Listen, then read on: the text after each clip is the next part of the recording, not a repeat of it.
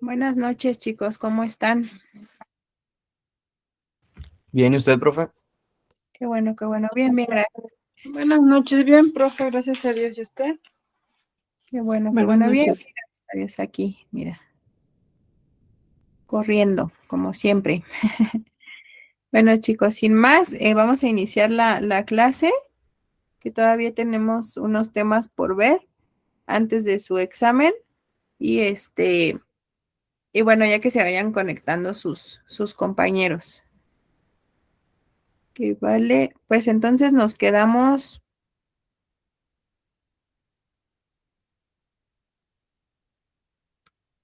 aquí, ¿están de acuerdo? En el manejo de diarrea en el hogar. Sí, está bien, ahí nos quedamos.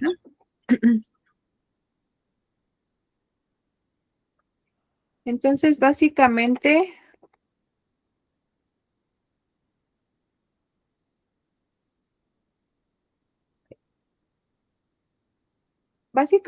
chicos, pues un manejo de diarrea en el hogar, pues se va a basar en esas medidas que nosotros vamos a poder brindar en nuestro hogar, hablando de hidratación, hablando de dieta, por ejemplo. ¿Para qué? Para que pueda de alguna forma resolverse ese cuadro diarreico, ¿ok? Como les decía, todos pues hemos pasado en diferentes momentos de nuestra vida por un cuadro diarreico o hemos presentado un cuadro diarreico, ¿ok? Aquí básicamente lo ideal al tener un cuadro diarreico es que se resuelva a partir de los 3 o a los 4 días, ¿ok? Es decir, pues básicamente es aproximadamente es el tiempo en que tarda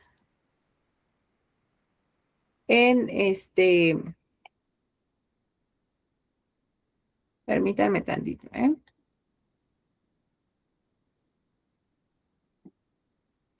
Es decir, revestimiento del epitelio intestinal, básicamente en 3 o 4 días se modifica y es cuando se resuelve el cuadro diarreico. ¿Con qué?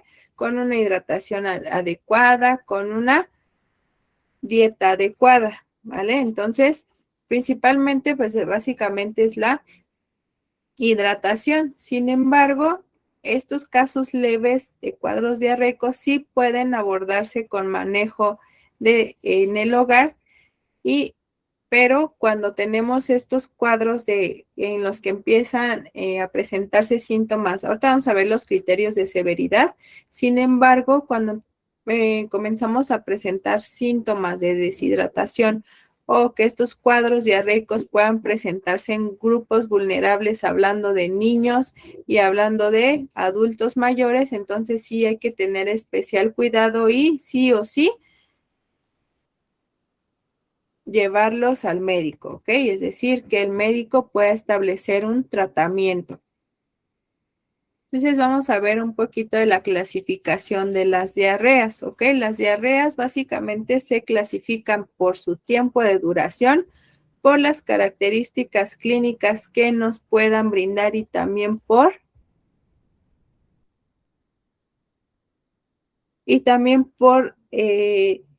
su, digamos, su criterio de severidad, ¿ok? Entonces, básicamente por el tiempo de duración, las clasificamos en agudas, persistentes y crónicas. Agudas deben de durar menos de 14 días, ¿ok? Persistentes, aproximadamente el tiempo de duración es de 15 y 30 días y las crónicas van más allá de los 30 días de duración. Con base en sus características clínicas, chicos, hay diarreas de tipo inflamatorio. Básicamente siempre son causadas por la disentería, ¿ok? Estas enfermedades diarreicas inflamatorias, pues básicamente vamos a tener presencia de fiebre intensa, dolor abdominal intenso, es decir, que un dolor abdominal muy intenso que no se calma con ir a evacuar, ¿ok? Pero también aquí bien importante y es que la presencia, bueno, esta diarrea va a tener presencia de moco y de sangre, ¿ok? Es decir, ¿cómo se llama la presencia de sangre en las heces, chicos? ¿Sí recuerdan? melena. Ajá, exactamente, va a haber presencia de sangre, pero bueno, básicamente sí podemos tener presencia de melena. Sin embargo, básicamente la sangre que se presenta en disentería es sangre fresca, ¿ok? Pero una vez que nosotros detectamos de alguna forma que exista moco o sangre en las heces, pues básicamente sí o sí tratamiento médico, ¿vale? Una diarrea no inflamatoria, pues esos son estos cuadros diarreicos que se resuelven, como les decía, básicamente de 3 a 4 días y pues básicamente son diarreas acuosas o pastosas que no contienen moco ni sangre y tampoco existe fiebre, ¿ok? Entonces, es decir, a lo mejor sí podamos presentar un cuadro de dolor debido al aumento del peristaltismo intestinal. Sin embargo, este dolor, digamos, se detiene una vez que nosotros fuimos a evacuar, ¿ok? Entonces, esas son las características clínicas que nos clasifican las diarreas y finalmente es la clasificación de acuerdo a la severidad, ¿ok? Una diarrea leve, chicos, vamos a tener menos o máximo 3 deposiciones al día. Cuando se vuelve moderada, estas deposiciones son de 3 a 10 y una diarrea intensa son más de 10 deposiciones al día, ¿ok? Ojo aquí, riesgo grave de presentar deshidratación, ¿ok? Básicamente, las diarreas, únicamente las diarreas que van de leves a moderadas son las que podemos manejar con cuidados en el hogar, ¿ok? Es decir, hidratación y dieta, ¿vale? Una diarrea que no es de tipo inflamatorio, yo cuando me dan mi café sin leche deslactosada, exactamente, es decir, una diarrea, pues básicamente no inflamatoria es aquella que, pues sí, básicamente consumimos por no sé, algún alimento en descomposición, algún alimento al que no somos o sea, que somos intolerantes a algún alimento, en este caso, pues al ser intolerante a la lactosa, ¿qué hace?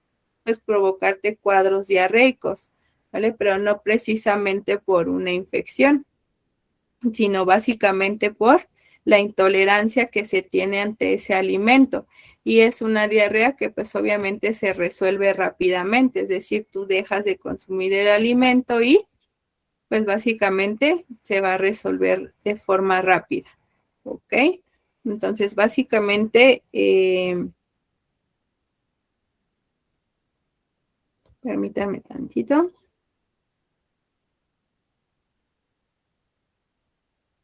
Es una diarrea de tipo, ajá, hematoquesia, es decir, básicamente en las diarreas que son inflamatorias vamos a encontrar, sí, signos de sangre, pero va a ser sangre fresca, ¿ok? Una sangre, por ejemplo, la presencia de sangre negra, que sí realmente es llamada melena, pues es por un sangrado en el tubo digestivo alto.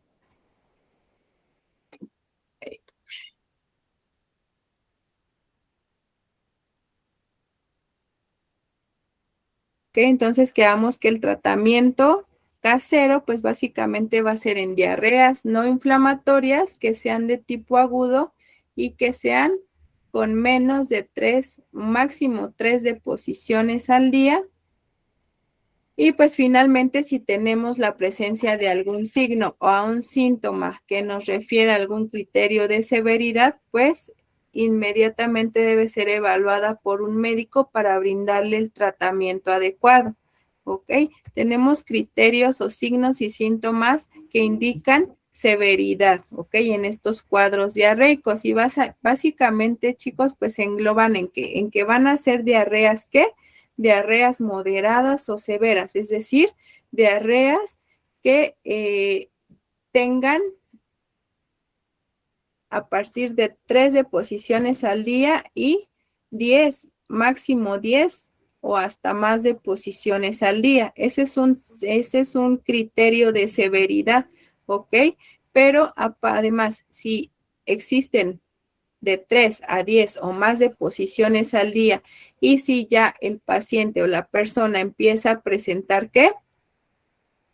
Signos de deshidratación, por ejemplo, sed intensa, labios resecos, la producción de la orina muy fuerte o con un olor muy intenso, una orina color café, inclusive café oscuro, ya es un síntoma de deshidratación, ¿ok? Y pues con ello, ¿qué? El dolor de cabeza, la debilidad, los mareos, etcétera, ¿ok? Entonces, ese es un criterio de severidad, los síntomas de deshidratación, pero si además tengo una diarrea de tipo moderado, severo, es decir, de 3 a 10 o más deposiciones al día con hipotensión arterial, inmediatamente hay que acudir al médico, ¿ok? Y si además tengo presencia de vómitos y también intolerancia a la vía oral, sí o sí al médico, ¿vale? Porque finalmente, aunque nosotros queramos hidratarlo, si la persona no tolera la vía oral, pues obviamente esa hidratación que nosotros le estemos ofreciendo no va a tener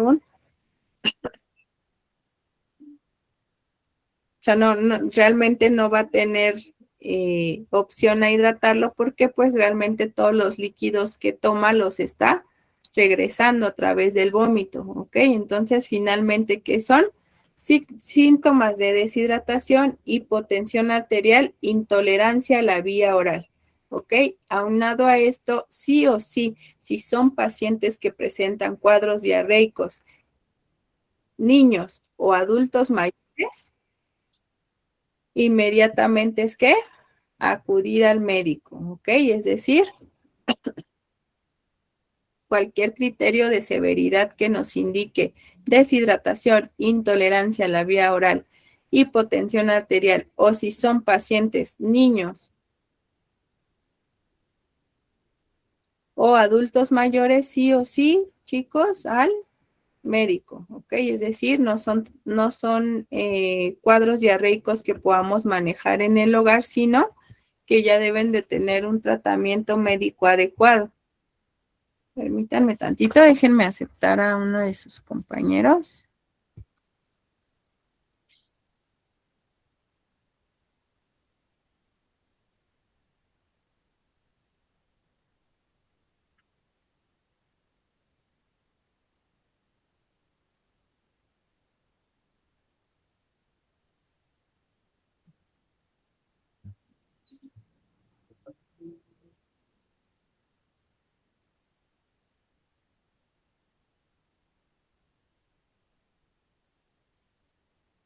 Listo, ok. Entonces, ¿cómo es que vamos a manejar la hidratación en casita? Pues básicamente el tratamiento inicial y principal, como les decía, es a través de la hidratación, a través pues principalmente de el consumo de líquidos. Pero aquí es bien importante que sí o sí, a lo mejor si es una diarrea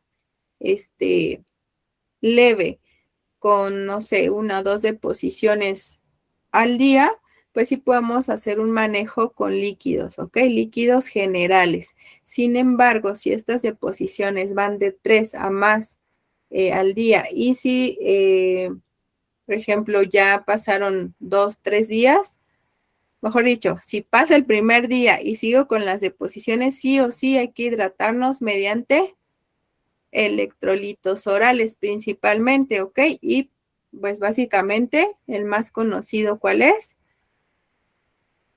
Vida suero oral. ¿Alguien de aquí lo ha probado, chicos? Está re malo eso. Sabe horrible, Ajá, pero la verdad es el más saludable. Sabe exactamente. feo. Ajá. Es el más recomendable. ¿Por qué? Porque básicamente uno tiene la osmolaridad adecuada y dos, la cantidad suficiente para rehidratar a una persona, ¿ok?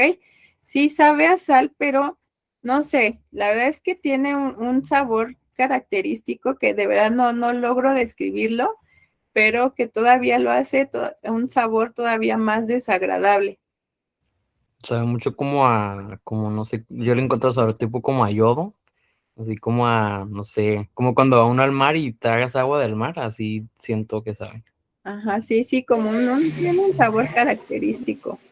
Como un poquito como el carbonato de sodio, más o menos, pero más fuerte. Ajá, sí, sí, sí, es un sabor muy peculiar, desagradable. Sin embargo, es lo más recomendable para poder hidratarnos, ¿ok? En casos de cuadros diarreicos, ¿vale? Entonces, ¿alguien de aquí sabe hacer un suero casero? Sí, yo. ¿Cómo lo preparas, Liz? Bueno, hay dos maneras. Una con agua natural, Ujú, exprimirle un limón, miel, una pizca de sal y una pizca de bicarbonato para alcalizar.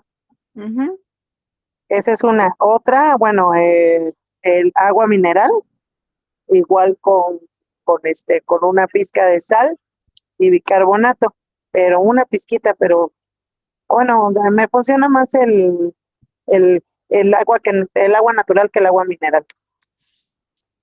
Ok, David, por favor. Yo lo hago Gracias, Liz. diferente. Yo Ajá, agarro una botella como de 500 mililitros de agua y yo la verdad nomás le pongo dos cucharadas de sal y una de azúcar. Bueno, cucharadas pequeñas, ¿no? O sea, no de las grandes. cucharaditas, ajá. Ajá, cucharaditas de las que son como Ajá, pizquitas, no sé. 5 gramos aproximadamente, ¿no? Ajá, aprox. Ujú, Ujú. ok. Pues sí, efectivamente, chicos, hay que aprender a preparar sueros caseros porque a lo mejor este cuadro diarreico yo lo estoy presentando en la noche o en la madrugada y pues tengo que estarme hidratando.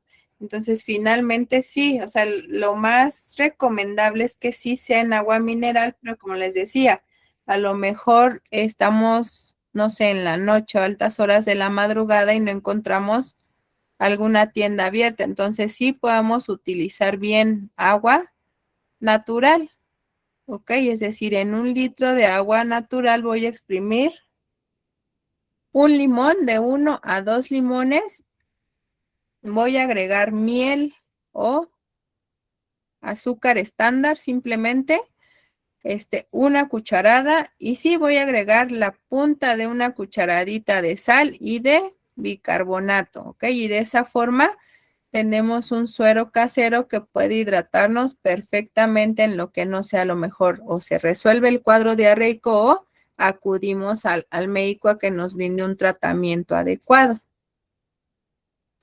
Ok, y pues finalmente dentro de las marcas comerciales de sueros, chicos, la Profeco analizó estas marcas comerciales, hablando de, no sé, de Gatorade, Powerade, no sé, Pedialit, ¿cuáles son las otras marcas con Suerox, Electrolit? ¿Conocen alguna otra marca? Eh, hay una similar, no sé qué, hay unas similares también, Ah, pero creo que la más efectiva de todas las que ha mencionado es Electrolit, es la ujú, que va más apegada. Ni el Suerox, ni el que sabe a chicle, ni a mora, no. ujú. El más apegado es el Electrolit. Le digo porque nosotros eso es lo que les mandamos a los donadores por primera vez. Entonces, está ¡ay, se me fue! Está no puedo pronunciarlo. Bueno, está eso, David. Y y le sirve para tener magnesio, potasio, todo lo que perdemos en una unidad de sangre, Ujú. eh, lo recuperamos con un electrolit. O sea, no al momento, pero sí te ayuda para que no te venga una descompensación. Ajá, exactamente, todos esos electrolitos, inclusive el líquido, ¿no? Es decir, aunque solamente donamos aproximadamente 450 mililitros, pues es líquido que se tiene que reponer, porque si bien recordamos un poquito la composición de la sangre, en su mayoría es que la parte líquida Agua. de la sangre, exactamente, es la que más abunda. ¿ok? Entonces, finalmente hay que reponer tanto líquido como electrolitos en este caso. Entonces, sí, efectivamente, como lo dice Eli, según el análisis de Profeco, el suero comercial que más se adapta a los requerimientos que necesitamos para rehidratarnos es el electrolit, efectivamente. Después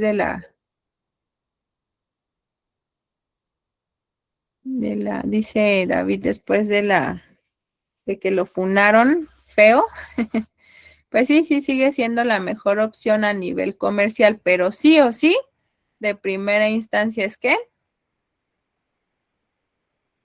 El vida suero oral. y el suero oral, ¿ok? Aunque sepa muy feo. Y finalmente, si tenemos un bebé, chicos, un bebé menor de 6 meses, porque recordemos que la alimentación complementaria se da a partir de los 6 meses. meses de edad, es decir, antes de los 6 meses, el único alimento que el bebé tiene permitido es la leche. Lactancia materna. Leche materna, ¿ok? Pero, por ejemplo, si nosotros damos o estamos en lactancia mixta o pues desafortunadamente o las condiciones o porque no quise brindarle lactancia a mi bebé, pues utilizo leche de fórmula o los sucedáneos, llamados mal nombrados sucedáneos de la leche materna.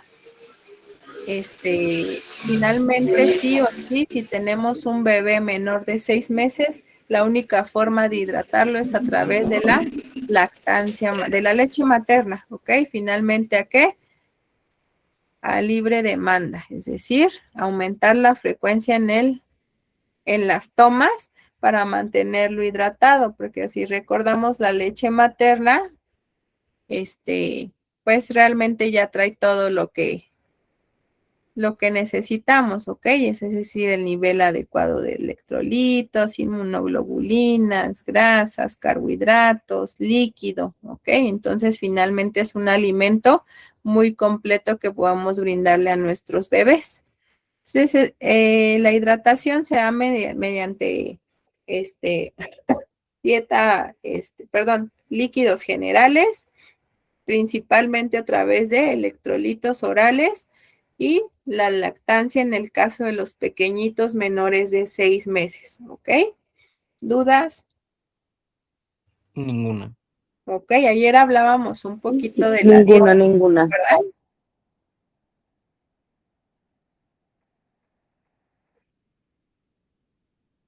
De la dieta, pues principalmente existe este mito que nos dice que pues cuando tenemos cuadros diarreicos, que no son tan graves, pues lo principal es que mantener el ayuno o dejar de comer. Sin embargo, es un error, ¿ok, chicos? Porque principalmente, ok, si en cuadros diarreicos se está aumentando la peristalsis intestinal, ¿qué va a pasar si yo no le doy alimento? Pues va a haber cólico, ¿no? Exactamente, va a haber inflamación de ese revestimiento intestinal y sí puede haber dolor, ¿ok? Entonces, finalmente no es adecuado mantener ayunos y mucho menos ayunos muy prolongados. ¿Por qué? Porque podemos causar inflamación intestinal. Sin embargo, sí se recomienda, pues básicamente una dieta blanda, es decir, no es más que recordemos que nosotros si sometemos, por ejemplo, los vegetales y las frutas a cocción, pues quitamos la mayor cantidad de fibra que tienen, aparte que pues sí quitamos algunos nutrientes, ¿no? En este proceso de cocción. Sin embargo, pues son alimentos que son fáciles de digerir, ¿ok? O por ejemplo, no sé si se acuerdan, ¿no? Que era, ¿no? Pues tiene diarrea, hazle su agüita de arroz con su pan tostado, ¿sí se acuerdan? ¿O sí les llegó a tocar? Sí. De hecho, todavía sigue eso. Bueno, aquí yo donde vivo, todavía le dan su agüita de arroz con pan tostado o agüita de avena. Ajá, exactamente. ¿Por qué? Porque finalmente lo que buscamos es darle consistencia a esas heces y que las deposiciones no sean tan líquidas. Entonces, finalmente, por eso es que se eligen estos alimentos, es decir, caldito de pollo, pollo asado, verduras cocidas, frutas cocidas, gelatina, por ejemplo, ¿no? Y pues sí o sí debemos de qué, de evitar que el consumo de lácteos, el consumo de irritantes, el consumo de grasas y de exceso de azúcares, es decir, a lo mejor, por ejemplo, los productos que venden en la tienda, los productos industrializados, los refrescos, los jugos, etcétera, ¿ok? Entonces, básicamente, el llevar a cabo o el no dejar de comer es vital en estos cuadros diarreicos para evitar inflamación intestinal y también la calidad de alimentos que le estamos brindando en estos periodos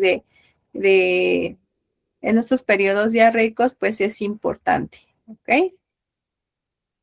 Y bueno, también se recomienda en cierta parte el consumo de probióticos, chicos, ya que al tener cuadros diarreicos, lo que hace es que toda esta microbiota intestinal, pues también se vaya, ¿no? Entonces, si bien recordamos, la microbiota intestinal es súper importante para procesos metabólicos fundamentales. Entonces, básicamente, ¿qué debemos de hacer? Anteriormente, pues básicamente se recomendaba que una vez que pasara el episodio del cuadro diarreico, iniciáramos con un tratamiento probiótico, ¿no? Probiótico, prebiótico, simbiótico. ¿Ok? Entonces, pues no, básicamente hay cepas de bacterias, inclusive algunas levaduras que nos ayudan a poder darle solución a ese cuadro diarreico más rápidamente. ¿Ok? En este caso, las cepas específicamente de los Lactobacillus rhamnosus GG y una levadura que se llama, perdón, Saccharomyces boulardii, son estos microorganismos que nos van a ayudar a dar solución más rápidamente a estos cuadros diarreicos. Ok, aquí pues básicamente nos dice que es especialmente en niños, sin embargo la población en general nos ayuda.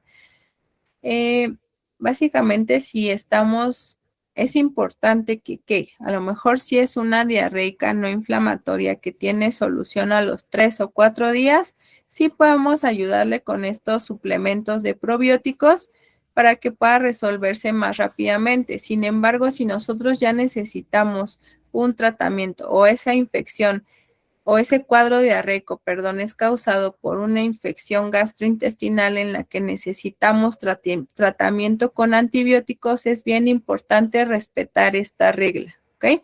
Y sobre todo si el suplemento contiene cepas bacterianas, es decir, la regla de las 2 horas, porque finalmente un antibiótico, ¿qué hace? O un antibiótico es que para eliminar una bacteria. Entonces, finalmente, si mi suplemento es a base de cepas bacterianas, lo que va a hacer es que si yo consumo tanto el suplemento como el antibiótico de manera casi simultánea o con muy poco tiempo de espacio entre cada uno, lo que va a hacer es que el antibiótico va a matar esa cepa bacteriana y pues es como si no estuviera tomándome nada, ¿ok? Entonces, básicamente es la regla de las 2 horas, que el suplemento debe de consumirse o 2 horas antes de tomar el antibiótico o 2 horas después, ¿ok? Básicamente siempre se recomienda que sea antes de el consumo del antibiótico. Sin embargo, también se puede tomar 2 horas después. ¿Para qué? Para que esta dosis del antibiótico no perjudique esa cepa bacteriana y pueda llegar intacta al intestino y de esa manera ayudarnos a resolver este cuadro diarreico. Aquí, bueno, les puse algunos ejemplos que contienen estas, por ejemplo, Probiolog GG únicamente contiene cepas de estos lactobacilos. Floratil me parece que sí es combinado, trae los lactobacillus con la levadura. Entonces, básicamente son suplementos muy comerciales, no sé si los han escuchado, el Floratil y el Probioloc.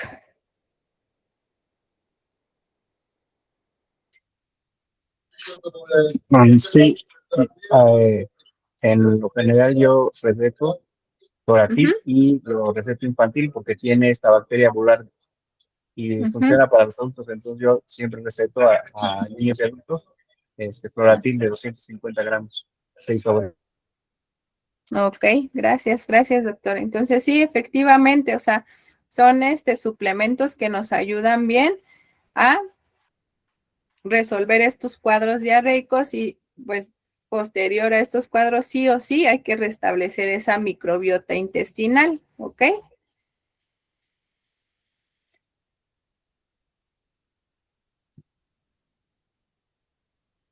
Y pues básicamente, ¿qué? Son los tratamientos antidiarreicos y antibióticos, ¿ok? En este caso, pues los antidiarreicos, el más conocido que es loperamida. Y finalmente, recordemos que en un cuadro diarreico está aumentada la motilidad intestinal, también llamada peristalsis, ¿ok? Entonces, básicamente lo que va a hacer loperamida es inhibir esta motilidad intestinal. ¿Para qué? Para que se resuelva o se detenga la diarrea. ¿Ok? Ojo aquí, esto es en casos, o lo podemos tomar en casos donde es una diarrea no inflamatoria o no infecciosa, ¿vale? Y pues finalmente los tratamientos antibióticos que se encargan de aquellos cuadros diarreicos ocasionados por gastroenteritis infecciosa, principalmente ¿por qué? Por bacterias, ocasionada por bacterias, ¿vale? Pero aquí es bien importante que, como lo hacemos en toda la mayoría de la población mexicana, no automedicarnos, ¿ok? Es decir, recordemos los criterios de severidad y si nosotros de alguna forma empezamos a presentar algún criterio de severidad, inmediatamente acudir al médico, ¿vale? O también si tenemos estos cuadros diarreicos presentes en grupos vulnerables, sí o sí, debemos de acudir a valoración médica para que nos brinde el tratamiento adecuado, ¿ok? Con base en la causa del cuadro diarreico, de la gastroenteritis. Ok, ¿dudas hasta aquí, chicos? Ninguna. Entonces, básicamente recordemos que un manejo en el hogar de los cuadros diarreicos, pues se da a través principalmente de la hidratación y del tipo de dieta que podamos ofrecerle a la persona o inclusive hacia nosotros mismos. ¿Ok? Pero sí o sí es la hidratación. Vamos a pasar al segundo tema, chicos.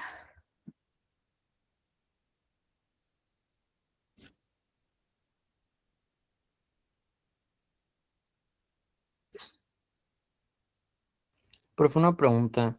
Sí, ¿Cuándo va dime. a ser el examen de su materia? El examen es el viernes 26.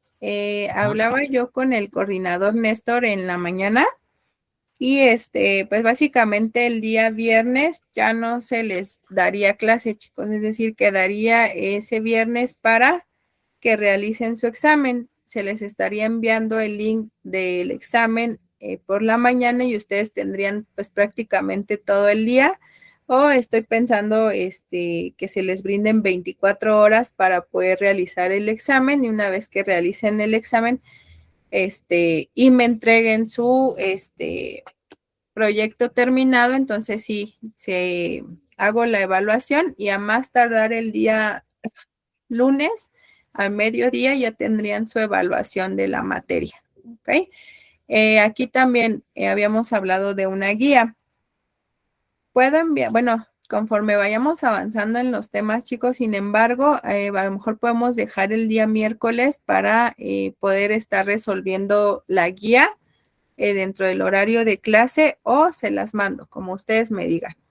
¿Ok? Sin embargo, o sea, sí alcanzamos en estas sesiones a terminar los temas, que yo espero que sí, pero ya nos falta muy poquito. Ocupamos el día miércoles, que sería la última clase, para resolver guía y resolver alguna duda que puedan llegar a tener. Ok, profe. El link lo enviaron, me imagino, por el grupo, ¿verdad? Ujú. Ok, muy bien. Bueno, ven que ya no tengo posibilidad ni ustedes de publicar en el grupo, sin embargo, yo se lo hago llegar al licenciado Gustavo y ya él se los manda a través del grupo para que todos lo tengan, ¿ok? Y ¿Sería por también, Classroom? Sorry, profe. no, dime, David. ¿Sería por Classroom? ¿El examen? Digo, por formularios de Google. Ajá, sí, sería un Google Forms. Ok, va, Ujú. gracias. Déjenme ver qué me dice Eri.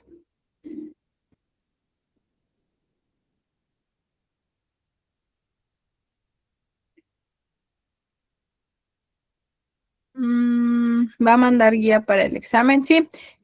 Bueno, básicamente si avanzamos en los temas, a mí, no sé, a mí me parece viable esa opción de que podamos realizar una pequeña guía durante las últimas 2 horas de clase, para también en dado caso de que llegaran a tener alguna duda.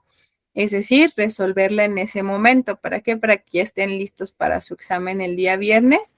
Y pues si no, o sea, si ustedes quieren la guía escrita como tal y que yo se las envíe, no tengo tampoco ningún problema. ¿Ok? Si quieren la... ¿Podría ser ambas? Ok, Liz, ¿qué les parece? Bueno, vamos a ver cómo avanzamos en los temas de aquí al día lunes, ¿ok? Si vemos que terminamos el contenido de la materia el día martes, digamos, el lunes vemos que el día martes vamos a terminar, yo les estaría enviando la guía el día martes temprano para que le den como una revisada, y si tenemos esas 2 horas disponibles, ¿les parece si la vamos resolviendo en clase y analizamos dudas? Entonces es como la opción que les puedo brindar.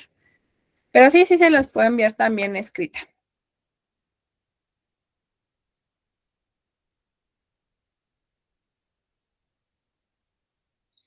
La contestamos aquí. Sí, bueno, ese es el objetivo, es decir, que esas últimas 2 horas las ocupemos para resolver la guía y también resolver dudas, si es que existen. Ay, no es cierto. Sí, ¿verdad? Los veo el día martes y miércoles. Sí, es cierto.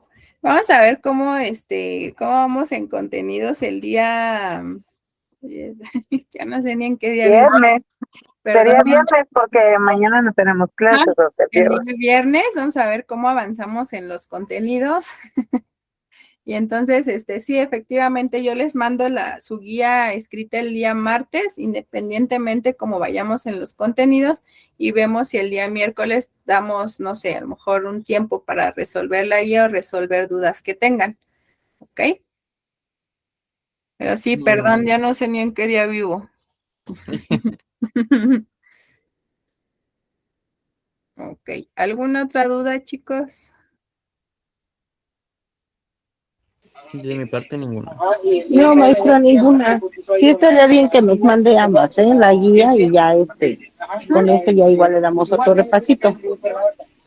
Sí, yo se las mando el día martes. Voy a tratar de enviárselas desde el día lunes en la tarde, no prometo nada, pero sí seguro el martes temprano yo se las mando. ¿Ok?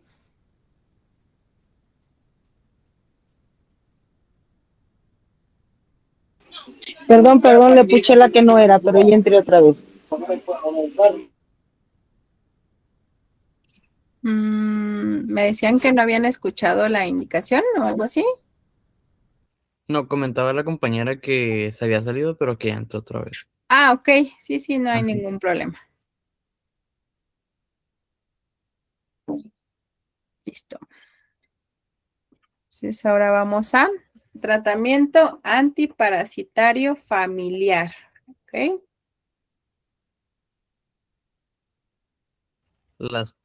¿Cómo es? Las purgas. Las purgas.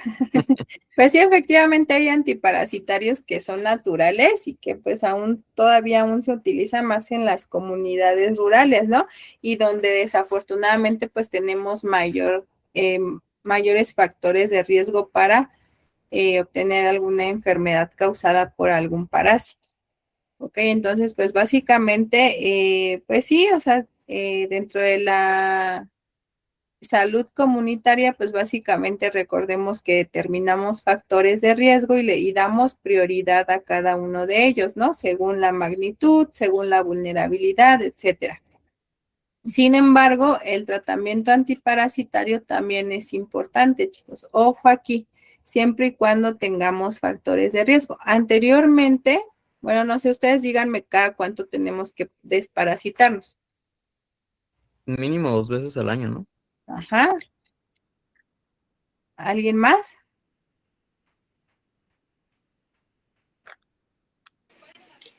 Pues cada 6 meses.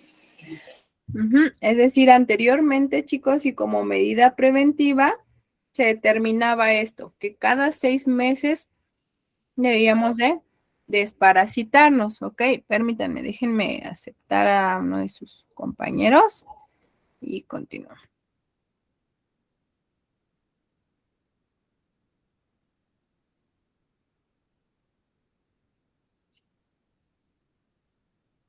Sin embargo, actualmente pues ya ha cambiado este criterio, chicos. Es decir, únicamente se va a brindar tratamiento antiparasitario a personas que sean diagnosticadas con es decir, que tengan alguna infección por parásito, pero previamente diagnosticados. ¿Sí saben cómo es que determinamos qué parásito podemos tener o que nos esté causando alguna infección? Principalmente, ¿por qué estudio? ¿No es con cultivo? No, ¿verdad? No, el coprocultivo básicamente nos determina bacterias. Sí, sí, sí. Ajá. Es a través de un examen coproparasitoscópico, chicos, así se llama, de una o de 3 series se llama, es decir, de una muestra o de 3 muestras. Aparte que hay otras pruebas, por ejemplo, para los oxiurus, que son los que pues mayormente provocan como esta comezón anal, principalmente en los niños. Ahí también se hace una prueba específica donde pues sí, literalmente colocas como una cinta es una prueba muy invasiva que requiere sí supervisión y consentimiento del padre o tutor. Sin embargo, lo que se hace es colocar una cinta alrededor o en el ano del niño, retirarla y colocarla en una laminilla o en un portaobjetos y finalmente esta laminilla se observa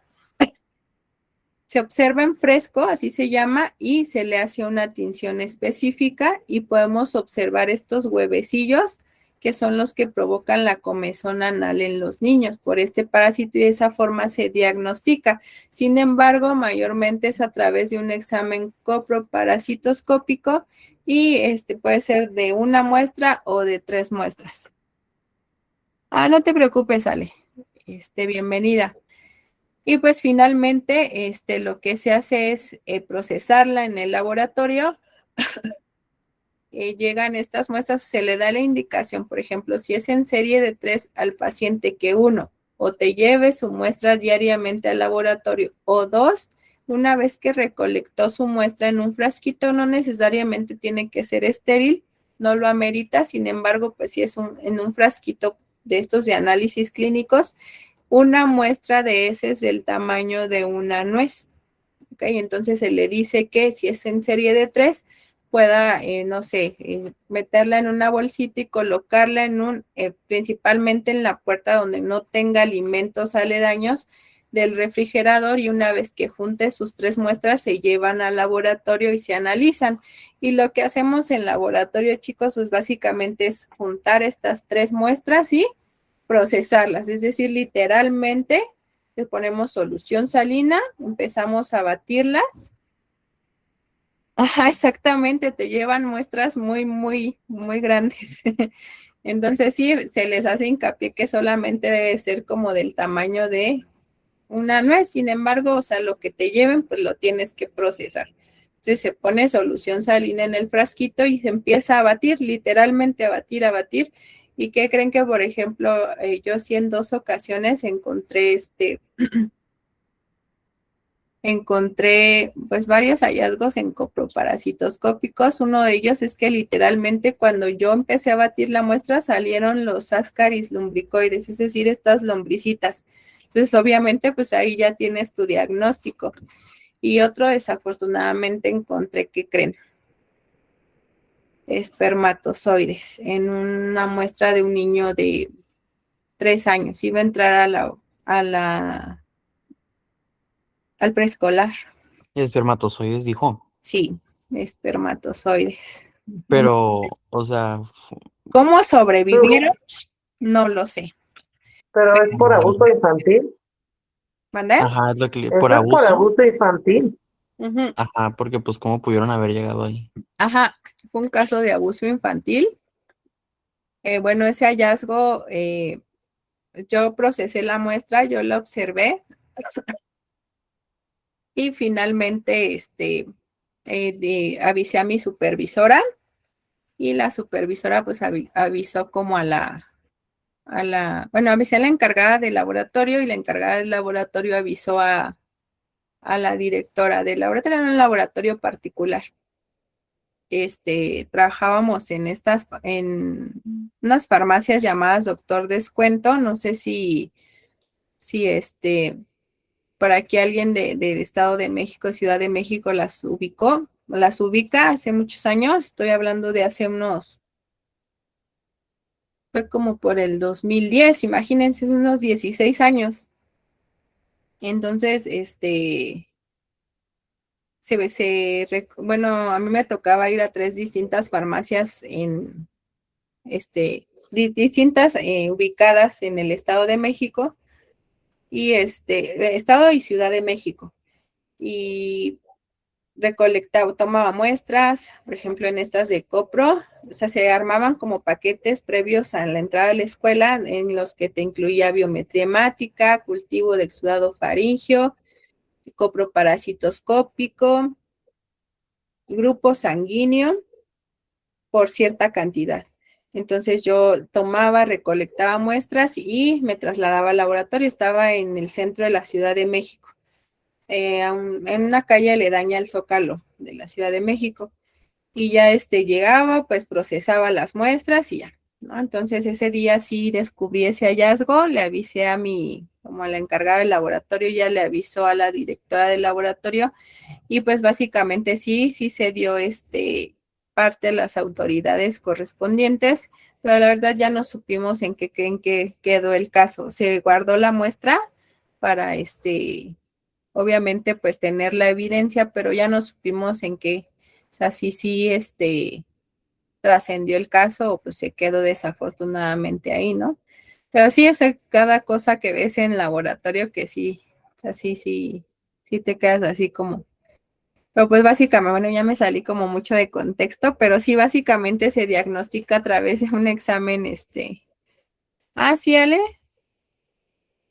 Ah, mira. Sí, profe. Ajá. Ah, fíjate. Entonces, ¿eres laboratorista clínico o como enfermera? No, como enfermera y trabajé Ah, ok. 2 años en laboratorios. Ah, muy bien. ¿Y Ujú. si te gustó esa Me experiencia? encantó. Es muy bonita.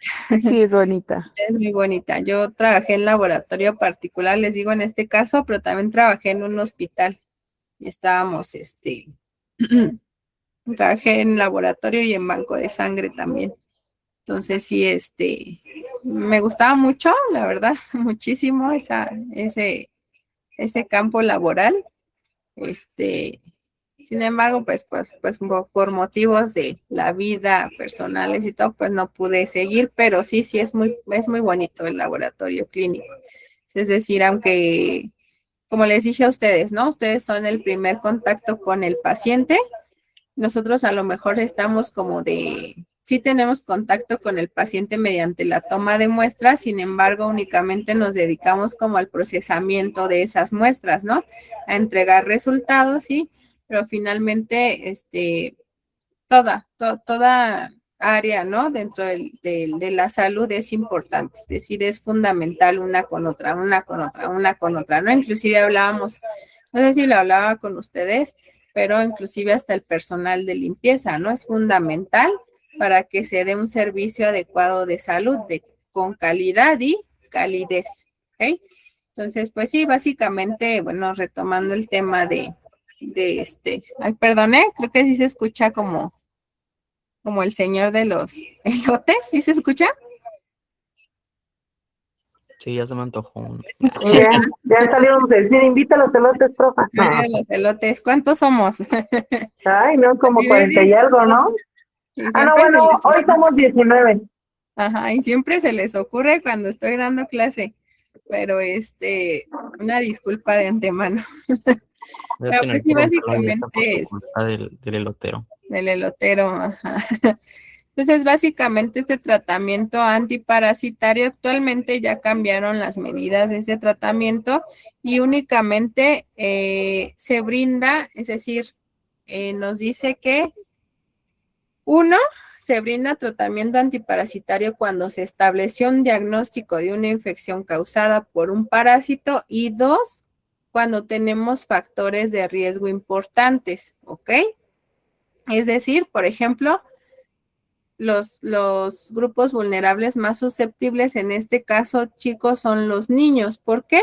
Pues no es más que por su área de juegos, ¿ok? Es decir, pues obviamente ellos están jugando, no sé, con la tierra, en el piso, etcétera, y aunado a esto, pues no tienen todavía la conciencia de decir, "Oh, ok, estoy agarrando la tierra, me lavo las manos", ¿no? Cosa que nos corresponde a los padres de familia, pues empezarles como a hacer ese hábito de que, ok, llego a la escuela, me lavo las manos, voy a comer, me lavo las manos, termino de jugar, me lavo las manos, ¿ok? Entonces, pues básicamente no tenemos, y aunado a esto, ¿no? Si son padres que trabajan y que a lo mejor sí, se brinda tiempo de calidad a los niños y todo, pero la mayor parte del tiempo no se están al cuidado de los abuelitos, de otras personas, pues finalmente, ¿qué?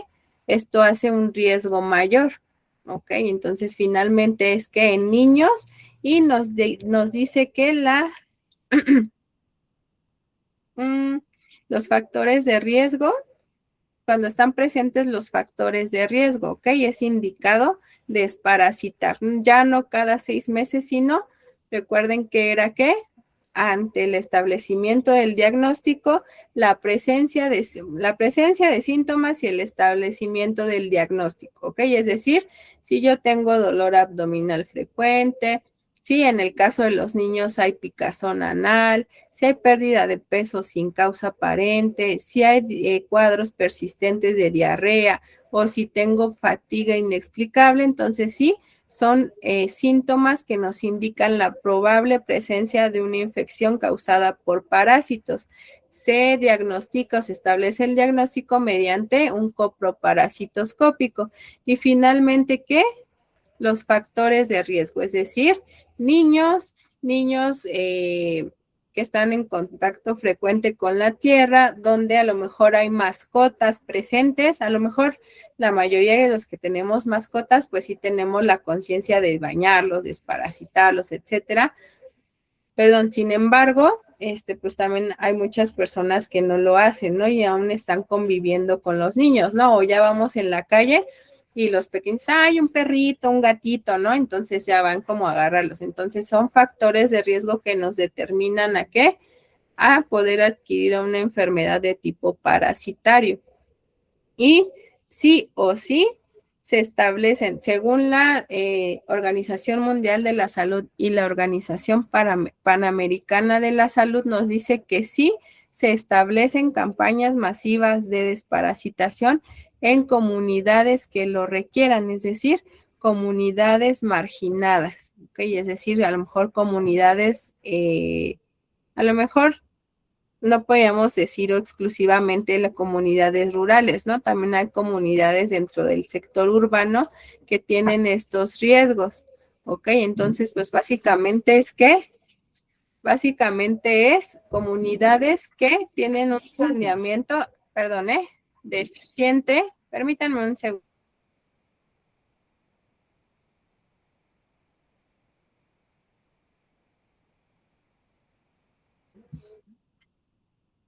Que tienen un saneamiento deficiente, es decir, que el acceso al agua potable es escaso, es limitado, inclusive nulo, que a lo mejor no tienen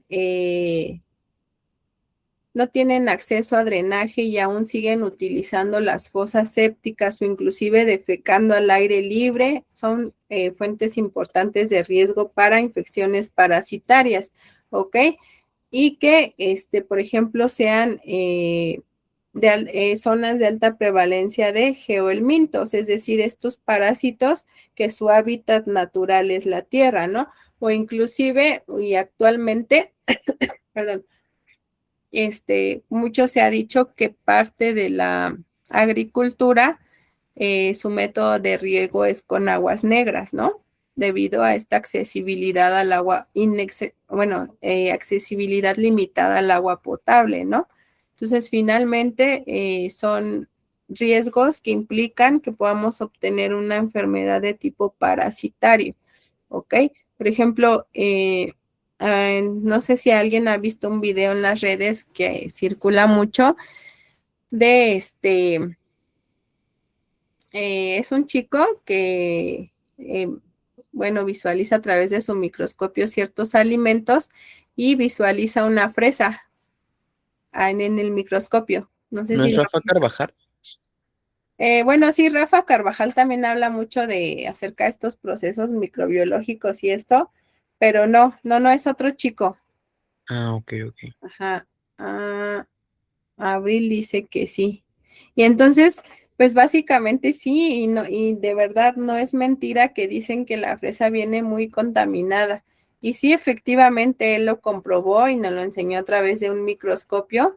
Este, pues sí, ¿no? Finalmente los microorganismos que puede traer una fresa. No, pero no, Abril, con un buen manejo higiénico de la fresa no tienes problema. Por ejemplo, ¿ustedes cómo lavan la fresa?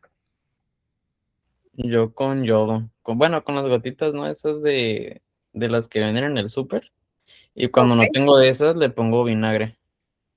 Yo también con vinagre Ajá. o las gotitas, pero es vinagre y sal. Y Y si son, previamente, ¿cómo las lavan? eh, Las lavan y luego las colocan en su solución desinfectante o no. no, directamente la solución. Y ahí, porque luego queda el sabor. ¿Manden allá? Pues primero, o sea, ya se sacan del empaque, bolsa o de la cajita, ¿no? Ujú, Ya tienes un recipiente con agua de garrafón.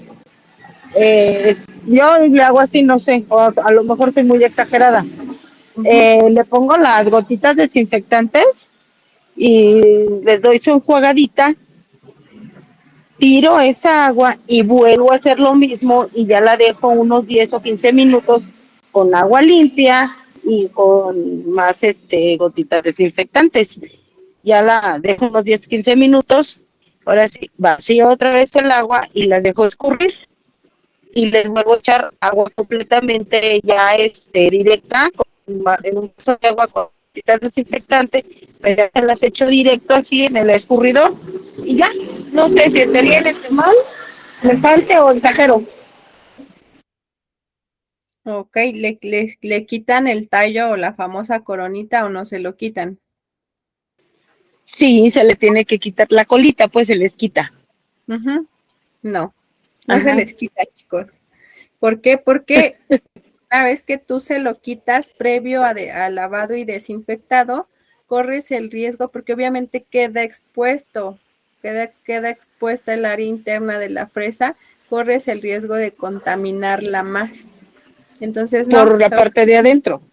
Ajá, exactamente, tú dejas Ah, expuesta ya. esa zona y corres el riesgo de que se contamine. Entonces, no, las fresitas así literalmente como vienen en el empaque o como las compramos, pasan por un proceso de lavado y pues obviamente lo enjuagas con agua potable y después pasan al proceso de desinfección y sí, efectivamente lo dejamos desinfectando alrededor de 15 a 20 minutos, quitamos o retiramos esa agua de la desinfección y volvemos a enjuagar con agua de garrafón principalmente, ¿no? Agua potable. Entonces, básicamente, sí podemos consumirlo con un buen manejo de los alimentos, chicos, evitamos muchos riesgos de contaminación o de una infección causada por una bacteria, por un microorganismo en general, ya llamado virus, bacteria, parásito, etcétera. ¿Ok? Ah, ok. Entonces no se le retira lo que es el rabito, No, la hojita no, verde. no, ya hasta que la vas a comer. Ujú, Ah, ok, perfecto. Entonces, ujú. gracias, eso no lo sabía. Sí, de nada. Sí. Entonces, pues básicamente nos dice que sí debemos de lanzar campañas masivas en las comunidades de riesgo, ¿ok? Es decir, donde existen todos estos factores de riesgo que que me pueden provocar una infección de tipo parasitario, ¿ok? Entonces, ya no es cada 6 meses, solo es ante la presencia de síntomas, corroboración del diagnóstico y factores de riesgo presentes, ¿vale?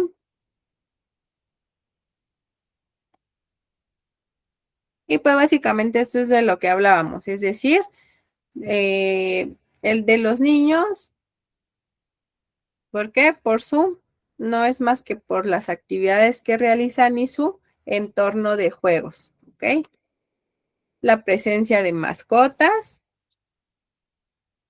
y pues el entorno y los hábitos de higiene, ¿no? Lo que hablábamos también, por ejemplo, ayer del hacinamiento, ¿ok? Es decir, donde pues viven a lo mejor distintas familias en un solo lugar y que comparten utensilios de cocina, comparten baño, etcétera, ¿no? Entonces sí, son factores de riesgo que nos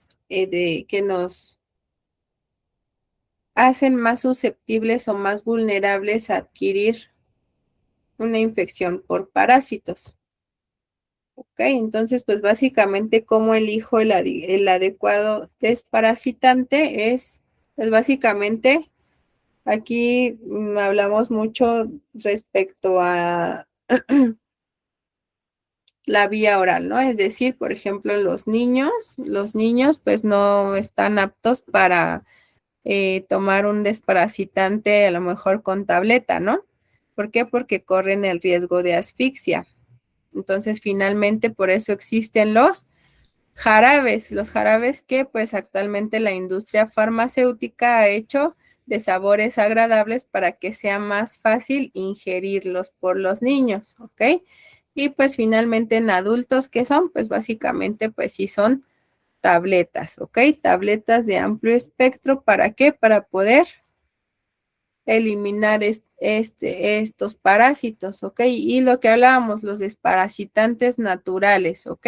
Por ejemplo, yo les puedo decir que conozco los efectos del epazote, es decir, estos efectos antiparasitarios, hasta cierto punto tal vez desinflamatorios, pero, por ejemplo, en el otro grupo sí decían que les daban el licuado de semillas de calabaza con leche para desparasitar, ¿no? O el extracto de semilla de papaya también.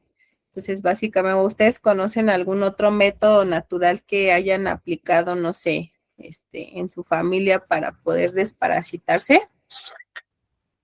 Bueno, a mí mi... El aceite de resino. Ajá, Ujú. ese, y aparte un té bien amargo, creo que se llama ajenjo la planta, Ah, súper amargas, me tocó una vez tomarlo, fue lo peor que pude tomar, no sé, no sí. me gustó para nada. Inclusive te queda como el sabor, ¿no? Por rato del Sí, sí, ajenjo. Ajá. Sí, entonces exactamente son desparasitantes naturales que pues básicamente, pues sí, los ocupan mucho a nivel comunidad rural para, pues sí, todavía como métodos herbolarios para tratar ciertas enfermedades. Y pues finalmente esto nos habla de qué, de los medicamentos que son exclusivos para tratar enfermedades infecciosas producidas por parásitos, ¿ok?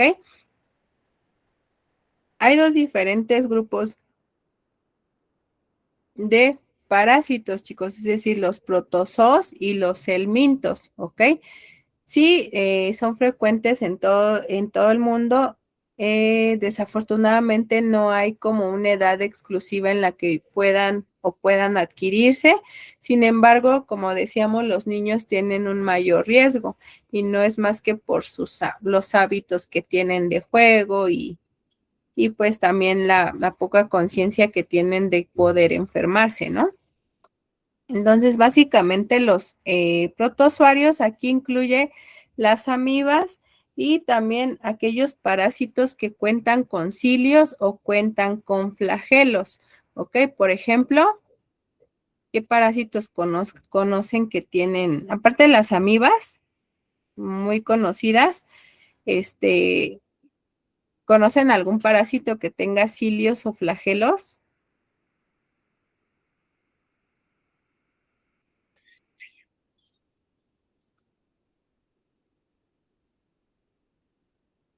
Digo parásito o bacteria. No, parásitos. No. La verdad es que no. ¿No? Por ejemplo, han escuchado hablar de la tricomona vaginalis, que no precisamente causa infecciones gastrointestinales, es una infección, pues básicamente de transmisión sexual, es decir, esa es su única vía de transmisión, ¿ok? La tricomona vaginalis, que pues sí, efectivamente, o sea, llega por una vía de transmisión sexual y efectivamente pues causa sintomatologías bien características en las mujeres. Regularmente los hombres solamente son como portadores. Si aquí las más afectadas pues son las mujeres. Y sí, literalmente tú ves una prueba es decir, el sedimento urinario y ahí aparecen las tricomonas. Y también me tocó verlas.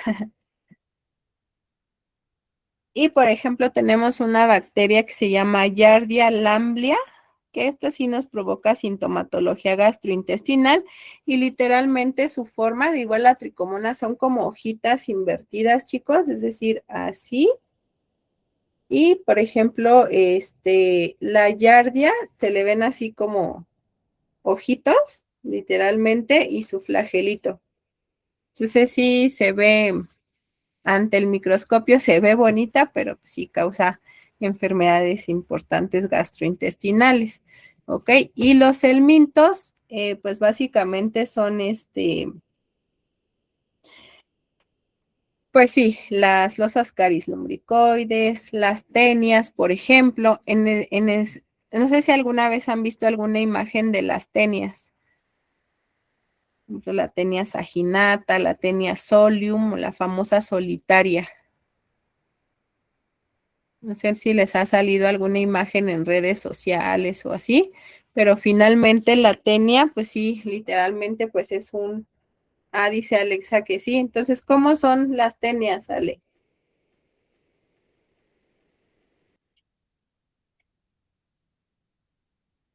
¿Sí puedes activar tu micrófono o no? En el pañal. O sea, sí te tocó verlo. Profe, las tenias son lo mismo que la solitaria. Ajá, pues la tenia solium, así se llama la Ah, especie y el ah, género, ahí son las desconozco mucho de famosas este tema. solitarias. Ajá, Ok. ajá, Pues sí. no me ha tocado verlo físico, pero pues en fotos sí se ve bien, pues bueno, dicen que los enfermeros no le tenemos asco a nada, ¿no? Pero pues sí se ve Ujú, bien, bien asquerosillo. Ahí cuando me tocó ver en una serie de Netflix, creo, no sé en dónde la vi, ujú. que en una familiar de una paciente estaba como en la sala de esperas y que había comido algo en un restaurante y que esa como solitaria, no sé, Ujú. pues le empezó a salir por la boquita y por la nariz y todo eso. Uy, no, bien feo. Es decir, son parásitos que llegan a alcanzar hasta los 12 metros de largo, ¿ok? Sí, es lo que Entonces, le iba a decir, maestra. O sea, son parásitos. Lo que pasa es que a mí me tocó verlo, perdone, me tocó verlo así en persona. Era una criatura que pues se descuidaba mucho la mamá y la dejaba andar afuera y entonces ella comía como que tierrita de las plantas. Y ya cuando un día estaba limpiándole el pañal, este, pues le estaba jalando el pañal y no lo podía quitar. Y pues nada, que era la solitaria lo que traía ahí. Y estaba jale, y jale, y jale, y jale, y pues no, era una solitaria muy, muy larga, muy larga. No sé si los 12 metros, pero la verdad que estaba enorme esa cosa pues más que nada pues es descuido, ¿verdad? En esa persona lo que le pasó.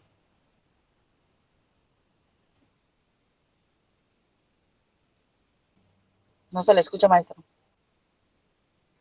Perdón, si era una solitaria realmente o era un Ascaris lumbricoides, como Pues una hasta donde yo supe era una solitaria.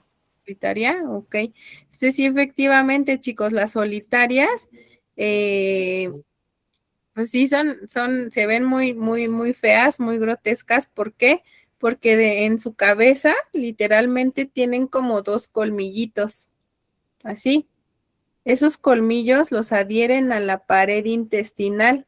Entonces, cuando los pacientes que tienen o que están infectados con una solitaria o una tenia hablando de tenia saginata, tenia solium, se adhieren a la pared intestinal, chicos, y lo que hacen es que una vez que nosotros ingerimos los alimentos, recordemos que durante el proceso de digestión, ¿qué pasa? Que de un alimento o de algo complejo, eso es parte del metabolismo, se llama catabolismo, de algo complejo hacemos pequeñas moléculas o pequeñas estructuras. Entonces, esos nutrientes que nosotros tomamos de los alimentos y que realmente la mayor parte de los nutrientes se absorben en los enterocitos a nivel intestinal, a nivel principalmente del yeyuno, duodeno y yeyuno. Entonces, básicamente se adhiere ahí e impide que esos nutrientes se absorban o nosotros absorbamos esos nutrientes y ella se alimenta de esos nutrientes. Por eso es que sí, estos parásitos pueden condicionar a disminución del peso sin forma aparente. ¿Qué más? Desnutrición y enfermedades asociadas por deficiencias, por ejemplo, la anemia. ¿Ok? Entonces, pues básicamente sí son los parásitos, sí, ¿no? Como como nos mencionaban, pues son muy, muy, pues sí, así que de todos los microorganismos, bueno, yo creo que lo peor que puede infectarnos, porque sí, realmente como su nombre lo indica, y pues básicamente un parásito que es algo que se adhiere a ti y se alimenta literalmente de ti, ¿no? Entonces, pues básicamente, sí, ya se limitaron mucho estas campañas de prevención, para desparasitarte cada 6 meses, porque por un sobretratamiento, inclusive se comprobó que había como resistencias a cierto tipo de parásitos cuando nos desparasitábamos frecuentemente. Entonces, por eso es que se quitó esto de 6 meses y ahora únicamente se hace en presencia de síntomas, con un diagnóstico establecido y ¿con qué? En presencia de factores de riesgo. ¿Ok? Entonces, pues básicamente estos son los antihelmínicos, que básicamente, no sé, en antiprotozoarios, me parece que es el tratamiento, básicamente el principal es el albendazol, y en antihelmínicos, no, es el mebendazol. Entonces, pero los principales, parásitos que nos pueden causar una enfermedad gastrointestinal son estos, chicos, es decir, la Yardia lamblia, que si bien su tratamiento es a base de metronidazol y tinidazol, los Enterobius vermicularis, que básicamente es mebendazolo, famoato de pirantel, que pues básicamente el tratamiento va a ser a través del mebendazol, los ascaris lumbricoides, el trichuris trichuria, que es el que provoca los famosos, la famosa comezón en el ano, chicos, es decir, el trichuris deposita sus huevecillos en el ano y es lo que provoca comezón, principalmente es en los niños. Ok, las tenias, ok, tenia saginata, tenia solium y la Hymenopteris nana, que bueno, este es menos frecuente, sin embargo, sí existe el contagio por este. ¿Dudas hasta aquí, chicos? Ninguna. Vamos a pasar rápidamente a la prevención de enfermedades crónico-degenerativas. Vamos a hablar específicamente de hipertensión arterial y de diabetes mellitus, ¿ok? Entonces, básicamente la hipertensión arterial, recuerdan que la primera causa de muerte en México era por enfermedades cardiovasculares, ¿ok? Se estima que aproximadamente 30 millones de personas viven actualmente con hipertensión arterial. Y bueno, de estas que pues son diagnosticadas, ¿no? Pero sin embargo, aproximadamente un 46% de la población que vive con hipertensión aún no ha sido diagnosticada, ¿no? Y por algo le llaman la enfermedad silenciosa, ¿ok? Porque si bien en algunas ocasiones no nos da síntomas por las adaptaciones cardiovasculares que se hacen. Sin embargo, cuando existe alguna sintomatología, pues ¿qué hacemos como buenos mexicanos? Pues que no sé, me duele mucho la cabeza, ¿qué hago? Me tomo un aire, ¿no? Y ya se me quita. O por ejemplo, no sé, estoy viendo borroso, lucecitas, ¿y qué hago?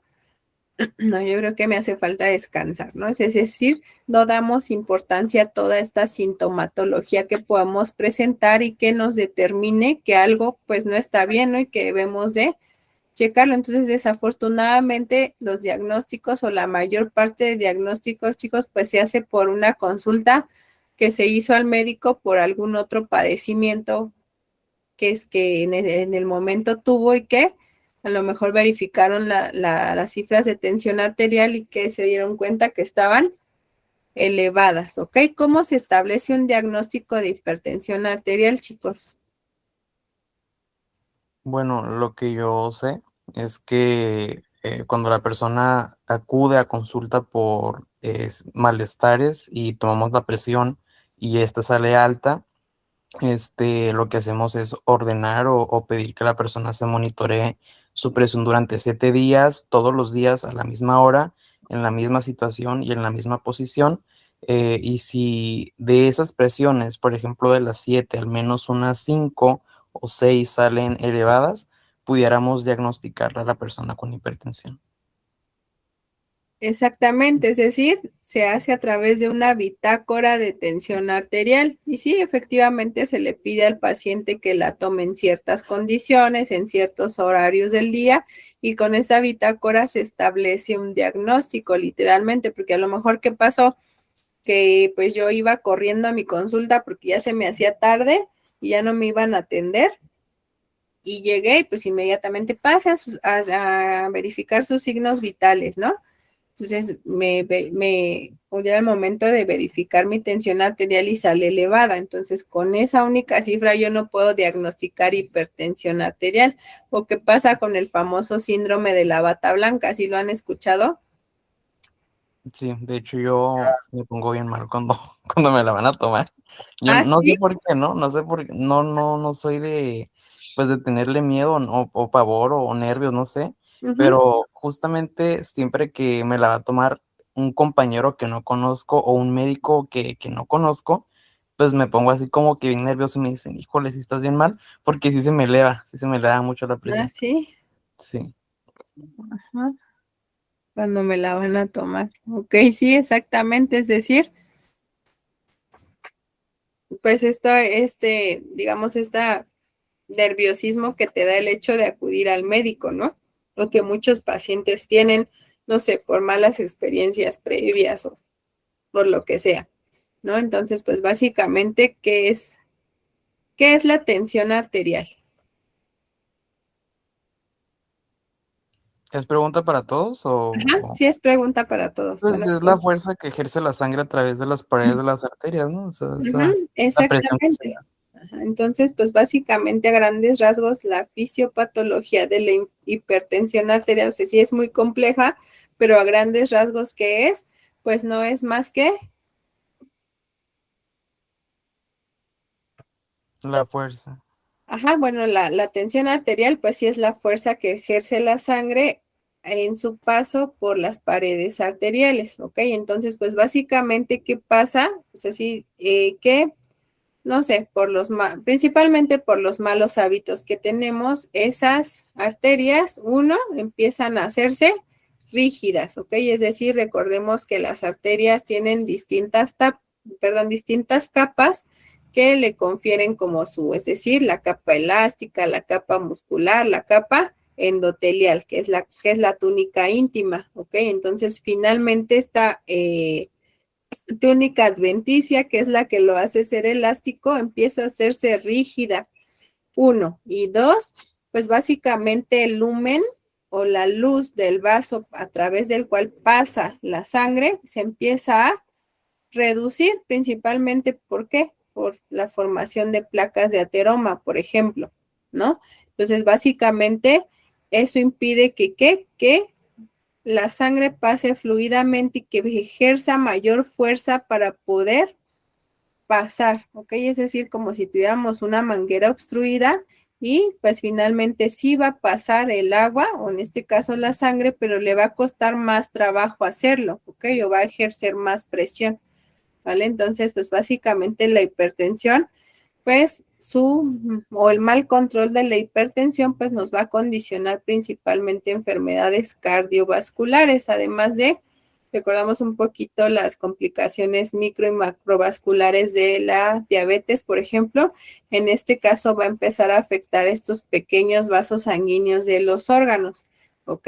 Causándonos, sí, alguna clase de retinopatía, pero principalmente también la complicación más frecuente de la hipertensión, chicos, es la enfermedad renal crónica. ¿Ok? Entonces, pues básicamente sí nos causa enfermedades de tipo cardiovascular, pero también de tipo sistémico. ¿Ok? A través de se le digo, yo tengo dos pacientes que tienen enfermedad renal, bueno, tienen enfermedad renal crónica. Uno de ellos es mi papá. Mi papá es fumador crónico de 50 años de evolución, más o menos. Entonces, hace como 2 años, bueno, le diagnosticaron la hipertensión hace como unos 4 y hace como 2 años, a través de su control en el IMSS, estudios de laboratorio que le mandaron a hacer, pues sí, desafortunadamente está en estadio 3B. No, está todavía no, sí, ya está en 3B.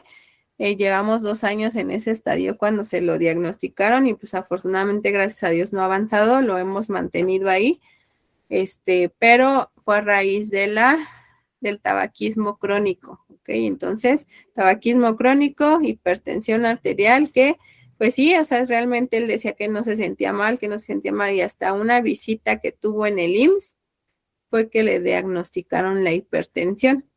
¿Ok? Entonces, básicamente, a través de un factor de riesgo importante que es el tabaquismo, porque mi papá pues siempre fue altamente activo, o sea, su trabajo siempre andaba activo, ¿no? Y todo. Ahorita pues ya es pensionado, pero finalmente el tabaquismo crónico, que es un factor de riesgo bien importante, lo condicionó a una hipertensión, no sé de cuántos años descontrolada, lo que le condicionó a tener enfermedad renal crónica, ¿ok? Es decir, complicación tras complicación, básicamente. Entonces, básicamente, ¿qué nos puede provocar? Infartos al miocardio, es decir, hipertrofia del ventrículo izquierdo, es decir, las paredes del ventrículo se hacen más gruesas, ¿ok? Y no precisamente una hipertrofia, hablando de hipertrofia de músculo esquelético, por ejemplo, pues nos condiciona mayor fuerza muscular. Sin embargo, una hipertrofia causada por hipertensión crónica mal controlada, pues nos va a condicionar a que no precisamente a que el corazón trabaje mejor, sino que, permítanme tantito,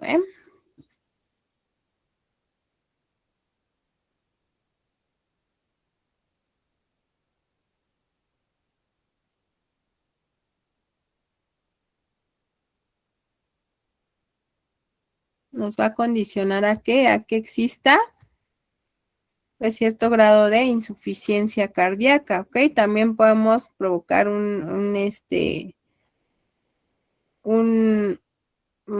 evento vascular cerebral, no sé, por ejemplo, de tipo hemorrágico o de tipo isquémico, en el caso de un émbolo, no sé, un coágulo desprendido o una pequeña placa de ateroma desprendido, y también las arritmias, por ejemplo. Entonces, si se dan cuenta, la mayor parte de sus complicaciones son cardiovasculares, sin embargo, también las tenemos a nivel sistémico, ¿ok? Complicaciones microvasculares. Finalmente, pues ya dimos pues básicamente ya vimos qué es la hipertensión arterial, a grandes rasgos cuál es su fisiopatología. Sin embargo, pues la sintomatología, como les dije, muchas veces no se presenta, y cuando se presenta, pues básicamente la mayor parte de las veces y la mayor parte de los pacientes la ignoran. Y por eso es que la hipertensión, pues es desafortunadamente diagnosticada tardíamente. Y básicamente entre ellos, ¿qué es? La cefalea, las hemorragias nasales o epistaxis, alteraciones en la visión, no sé, los acúfenos, es decir, los pequeños como zumbidos en los oídos, náuseas, vómito, y finalmente una crisis hipertensiva nos brinda un estado de confusión, ¿ok?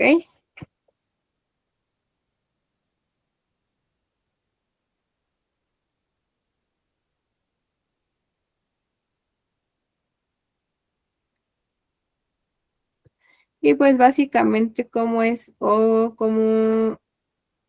son los factores de riesgo para poder desarrollar hipertensión arterial.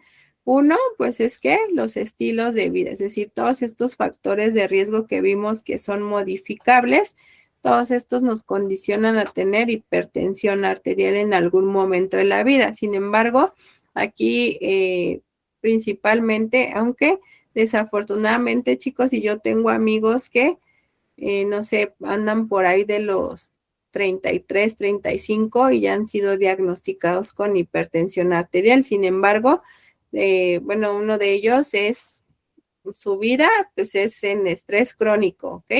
Tiene obesidad y pues sus hábitos de alimentación no son los adecuados. Obviamente, pues no realiza actividad física. Entonces, todos estos riesgos modificables son condicionantes a qué? A que pueda desarrollar alguna enfermedad crónica, en este caso, hipertensión arterial, ¿ok? Y pues básicamente la categoría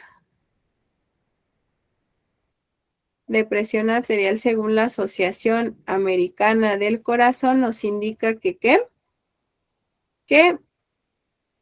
nosotros estamos dentro de la normalidad de acuerdo a las cifras de tensión arterial cuando la sistólica está en menos de 120, máximo o límite 120 y menos de 80, ¿ok?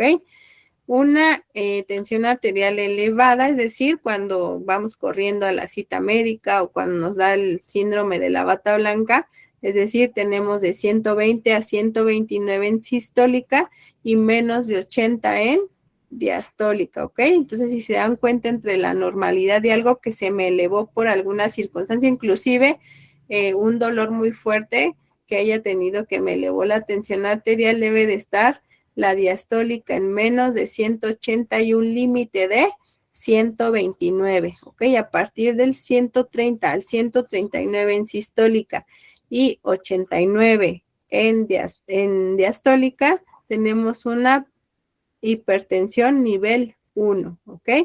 arriba de 140 o mayor y 90 o mayor nos indica una hipertensión arterial nivel 2 y una crisis de hipertensión es más alta de 180 la sistólica y más alta de 120 en diastólica. ¿Ok? Entonces, finalmente, estos son los criterios actuales que nos dicta la Asociación Americana del Corazón y con los cuales establecer un diagnóstico. ¿Ok? Es decir, si únicamente se me elevó, si ya estoy en hipertensión nivel 1, hipertensión nivel 2 y pues desafortunadamente tengo en ese momento presente una crisis hipertensiva. ¿Ok? Una pregunta, yo tengo una duda.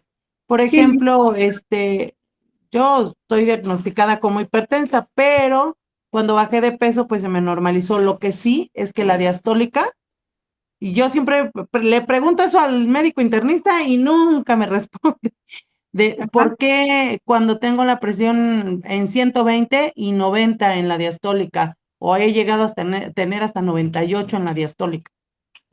Ya una vez que sí me enojé mucho, hice un coraje muy fuerte, sí la tuve Ujú. en 140, 100. Y si llevas algún tipo de tratamiento, es decir, ¿qué tratamiento llevas? Tomo telmisartán, pero me dice la médico internista, tómala solo cuando esté, porque luego de repente se me baja demasiado. Y es que yo tengo problemas de la tiroides. Entonces me dicen Ok. que es más relacionado con la tiroides que con el sobrepeso y esas cosas. Mm, pues es que realmente son factores condicionantes. Sin embargo, bueno, y no sé, ¿no? Aquí, por ejemplo, está o sea, a lo mejor puedo como brindar mi punto de vista según mi experiencia. Sin embargo, bueno, ahorita que está aquí en la sala el doctor Aaron, entonces, sí, o sea, puede ser un condicionante que tiene hiper o hipo. Y por no tengo tiroides, me la quitaron. Ah, ok. Entonces, pues básicamente estás en tratamiento sustitutivo. Sí, Básicamente aquí, esto nos está hablando, o sea, obviamente no sé, y lo digo porque, por ejemplo, a mi mamá también le están manejando así de que, pues nada más cuando se le suba, tomes el medicamento. Sin embargo, no. ¿Por qué? Porque hay que determinar en qué momentos del día, bajo qué circunstancias aumenta la tensión arterial y dos, si esta, a pesar de la medicación, esta tensión arterial no se mantiene en cifras normales, es porque el tratamiento no está funcionando. Entonces, de alguna forma hay que modificarlo, ¿ok? Entonces, no sé, o sea, digo, a lo mejor es mi punto de vista según mi experiencia, sin embargo, y desafortunadamente, chicos, no soy médico, así que si tiene oportunidad del doctor Aarón de compartirnos como su punto de vista, el que si es médico, pues, o no sé, Sí, bueno, es que en este caso es que su corazón está hipertrofiado. Puede ser que tenga un agrandamiento, pues a veces eh, en lo clásico, pero por lo regular, si no tiene agrandamiento es que hipertrofia, o sea, se hizo grueso, sus paredes son más gruesas, entonces obviamente se le sube la presión, pero no la diastólica y la sistólica, es nada más una. sí, de hecho es nada más la que se me sube por lo regular y es la diastólica. Entonces, a mí me sorprende porque yo sé que no se puede suspender el tratamiento o no podemos, ay, nada más cuando se te suba, pero el médico internista sí lo lo mandó determinó. y así lo estoy tomando, nada más cuando la tengo alta.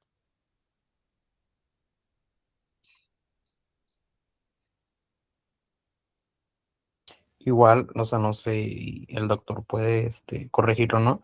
Mm, también puede ser por la condición de las arterias, ¿no? O sea, si están muy, sólidas o muy elásticas, como que también tiene que ver, pues, si la diastólica está más, elevada que la sistólica, puede ser que debido a la elasticidad de la arteria, pues, pueda haber una mayor entrada o menor, entrada de sangre. Pues sí, la diastólica es la entrada de sangre al ventrículo y Ajá. obviamente porque está hipertrofiado el corazón, o sea, tiene engrosadas sus paredes, entra muchísimo más sangre, por eso se le sube solamente esa. Oh, ya ahora lo tengo un Sí, poco ¿no? más Porque claro. finalmente, o sea, sí, a lo mejor si fuera respecto a la presión sistólica, la que se está aumentando, a lo mejor sí consideraríamos lo que dice David, ¿no? Es decir, de la elasticidad de las arterias, inclusive la luz de la arteria, ¿no? O el lumen. Sin embargo, sí, efectivamente es como dice el doctor, ¿no? Que finalmente lo que nos mide la presión diastólica es que la entrada de sangre al ventrículo. Entonces, sí, efectivamente puede ser, como lo dice, por hipertrofia ventricular, que esta entrada de sangre, pues, obviamente sea, obviamente en la cavidad le quepa menos sangre por el engrosamiento de las paredes del ventrículo y pues tenga que hacer una mayor presión para el llenado. ¿Okay? Entonces, sí, efectivamente no. Digo, gracias por su aportación, doctor, y pues finalmente pues ya nos queda un poquito como más claro por qué es que puede subirse una u otra cifras de la tensión arterial, ¿no? Gracias. No, gracias a Tilis y gracias al doctor también que pues, nos resolvió la duda.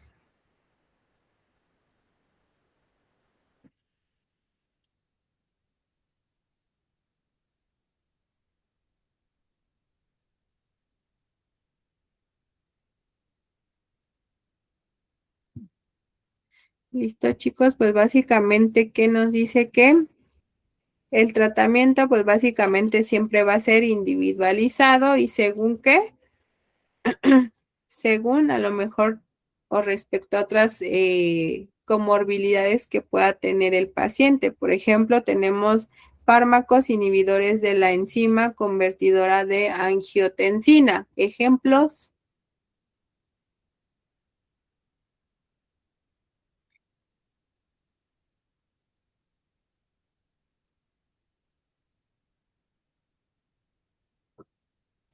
Nos pregunto. Ah, Ajá, sí. ok. Pues los IECAS, Ujú, pues captopril, ujú. enalapril, Enalapril, pues los que exactamente. terminan en nil, según yo, ¿no?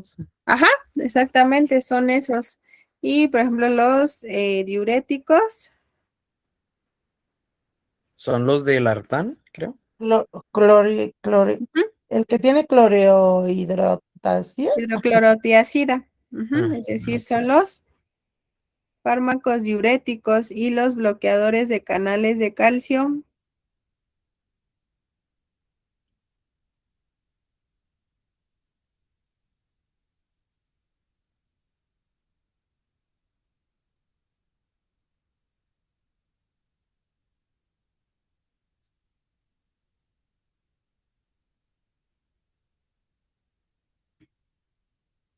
Es decir, aquí sí tenemos los amlodipino, ¿cuál otro? Nifedipino. Nifedipino, ¿ok? Entonces, básicamente el tratamiento siempre va a estar a cargo de un médico y va a ser individualizado, ¿ok? Según, pues, las necesidades del paciente, ¿vale? Y de también las comorbilidades que pueda tener.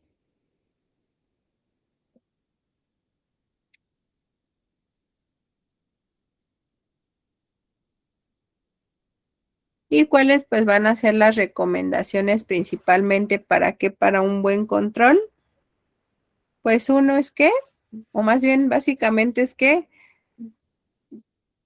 evitar los factores de riesgo que me condicionaron a tener esa enfermedad, ¿ok? Es decir, dejar de fumar, reducir la ingesta de bebidas alcohólicas, alimentarme adecuadamente, hacer actividad física con regularidad y mantener un peso adecuado, un peso saludable, ¿ok? Finalmente, aquí, ¿qué nos dice respecto a la dieta? Pues que es limitar la ingesta de sodio, no solamente de sal, chicos, porque finalmente la sal en su composición eh, aproximadamente tiene un 40% de sodio, ¿no? Entonces, básicamente, la OMS nos dicta que debemos limitar este consumo a menos o máximo 2 gramos de sodio al día y lo que equivale aproximadamente a 5 gramos de sal, de sal de mar, sal yodada, sal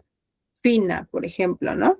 Aproximadamente son 5 gramos o una cucharadita cafetera, ¿ok? Pero finalmente hay que contabilizar todo ese sodio que a veces consumimos y que por ahí está escondido en los productos que elegimos, ¿no?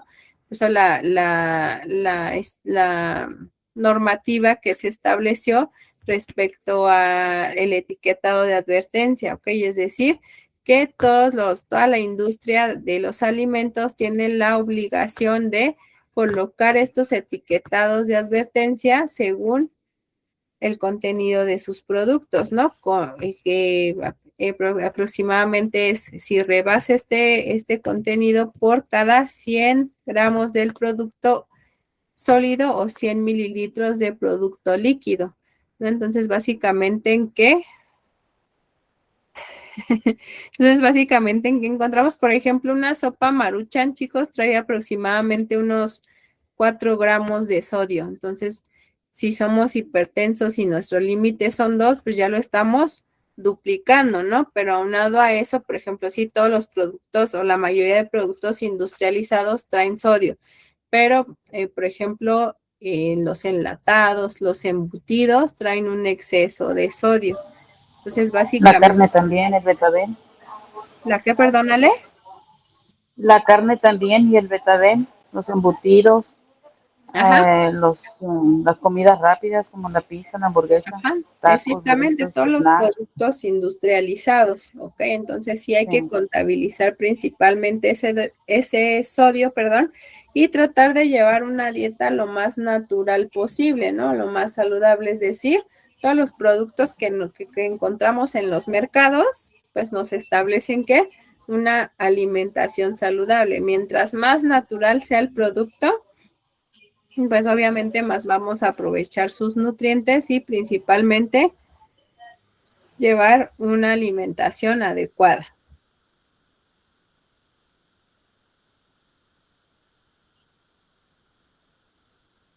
Y pues finalmente, bueno, las causas, pues uno sí, interfiere un poquito aquí el factor hereditario o de los antecedentes familiares. Sin embargo, la mayoría de mejor dicho, la principal causa de hipertensión, chicos, pues sí es por estos factores de riesgo modificables que pues desafortunadamente nosotros tenemos por el estilo de vida actual, ¿no? ¿Cómo lo prevenimos? Pues básicamente eliminando estos factores de riesgo o limitándolos, ¿ok? Es decir, una dieta adecuada, el no mantener una vida sedentaria, es decir, una actividad física regular, manteniendo un peso adecuado y eliminando todo el consumo de sustancias tóxicas, hablando de tabaco, hablando de alcohol, por ejemplo, ¿no? Y pues finalmente que cuidar la salud mental por el hecho del estrés, ¿ok? Que también es un factor, el estrés crónico es un factor de riesgo para desarrollar hipertensión.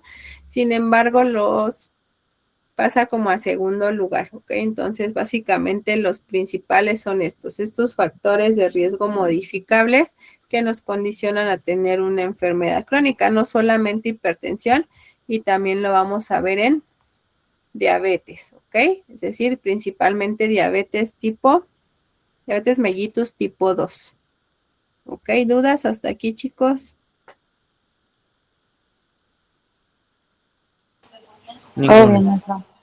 ¿No? Ok. Entonces, pues vamos a dejarle hasta aquí. Ya son las 10 para que descansen. Vamos a tratar de abarcar la mayor cantidad de temas posibles en la siguiente clase para que nos quede libre el miércoles y poder hacerlo de la guía o dar solución a la guía. Ok, aquí dentro de la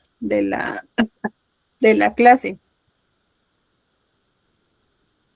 Ok, dudas respecto a sus trabajos, chicos. Perdón, chicos, si no revisado todas sus actividades, en eso estoy, pero de verdad prometo que mañana ya tienen toda su retroalimentación los que me han mandado sus actividades. Ok, sí, dime, Monse, por favor.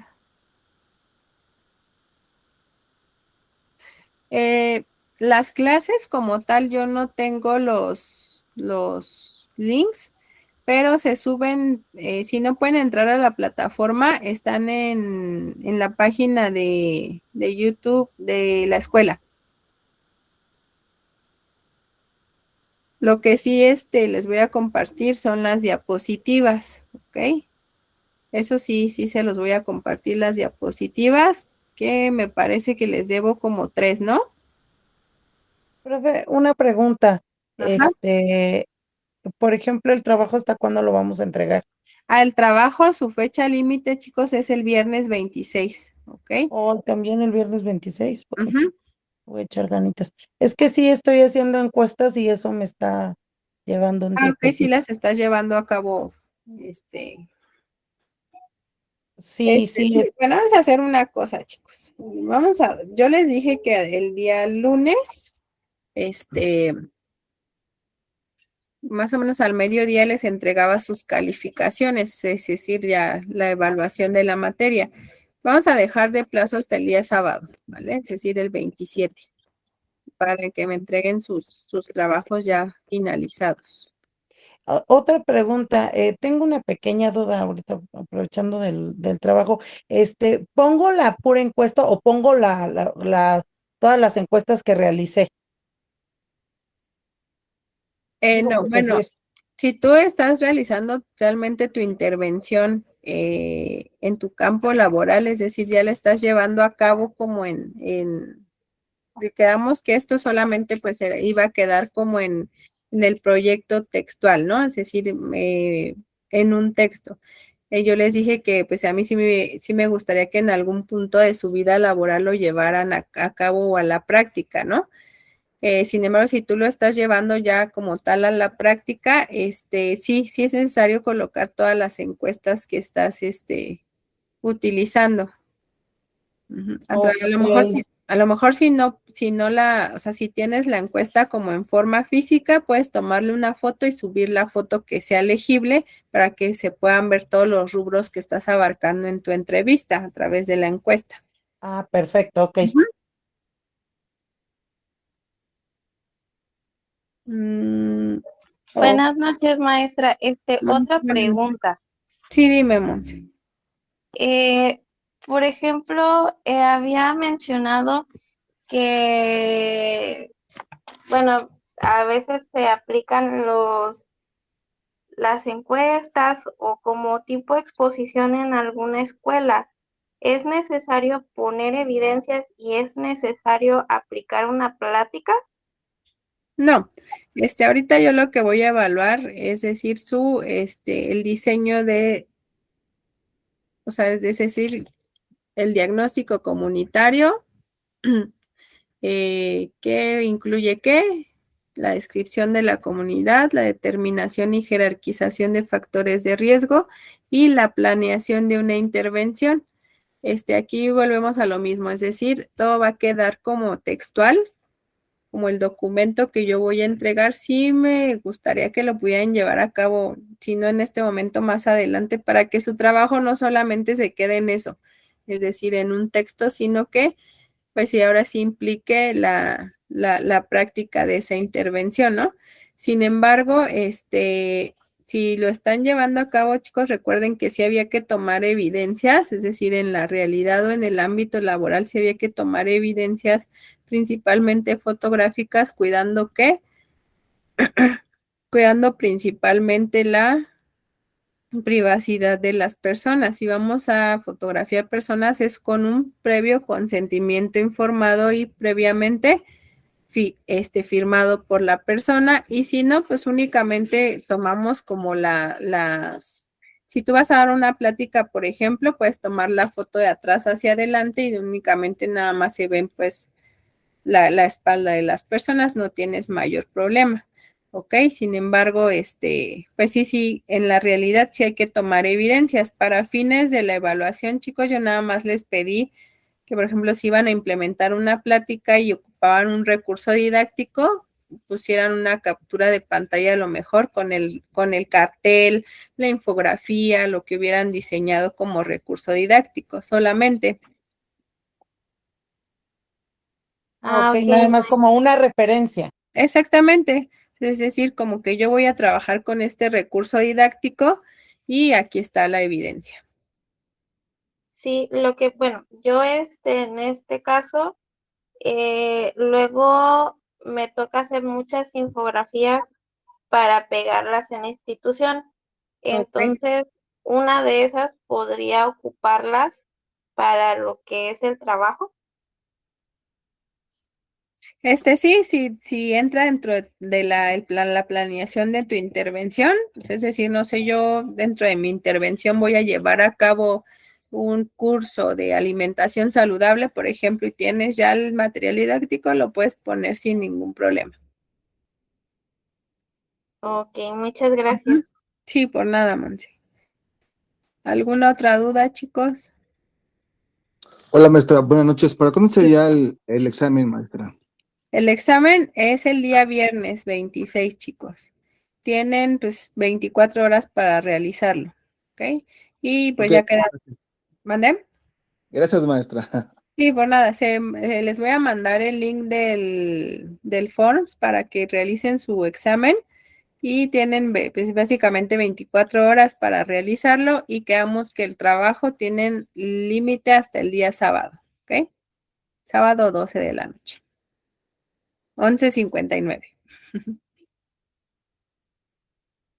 Ok, gracias, maestra. Se lo vamos a entregar por vía WhatsApp porque no lo, bueno, en mi Sí, caso no. sí, no, de hecho, sí ha habido muchas dificultades en la plataforma todavía, entonces, pues mejor, es mucho mejor que me lo manden vía WhatsApp, así rápido lo veo, rápido les doy su retroalimentación e inclusive para ya la entrega final, pues es mucho más fácil ir viendo como quién ya me entregó y ir viendo el trabajo y evaluando a que si estoy como en la plataforma, si puedo entrar y si puedo evaluar. Entonces, sí, no, va a ser vía WhatsApp el trabajo final, ¿ok? Gracias. Ujú. No, gracias a ustedes. Entonces, los veo el día viernes, por favor. Ok, maestra, buenas noches a todos. Descansen. Buenas noches.